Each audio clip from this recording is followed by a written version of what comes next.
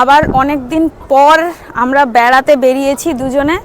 Last আমরা বোধহয় 6-7 মাস আগে সিকিম গেছিলাম, তারপরে আবার আমাদের বেড়ানোর মতো সুযোগ হয়নি, টাকার অভাব, গরিব আমরা, সেই জন্য আবার অনেক দিন পরে হচ্ছে বেরিয়েছি। আর এরকম ঠাঠা রোদ, এই রোদে যাতে বদন কালো হয়ে যায়, যাতে ট্যান পড়ে সমস্ত কিছু শেষ হয়ে যায়, সেই উদ্দেশ্যেই আমরা এখন এই সমুদ্রের ধারে এখন চলে এসেছি।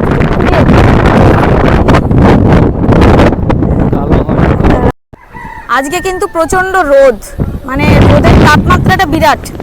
যদিও একটু আগে বৃষ্টি হয়ে গেল, কিন্তু এখন যে পরিমাণ রোদ আমি দেখতে পাচ্ছি একদম চড়া, কেউ বলতেই পারবে না যে একটু আগে বৃষ্টিটা হলো।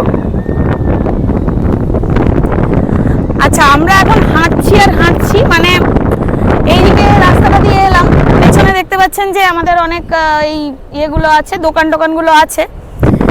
সমুদ্র এখনো এখান থেকে অনেক দূরে, মানে সমুদ্রে পৌঁছাতে গেলে কিন্তু অনেকটা হাঁটতে হবে।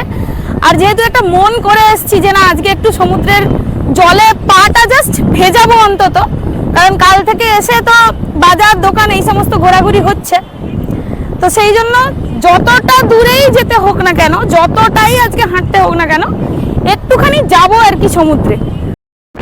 এখন অনেকটা চ চ চ, আজকে আমি যাবই।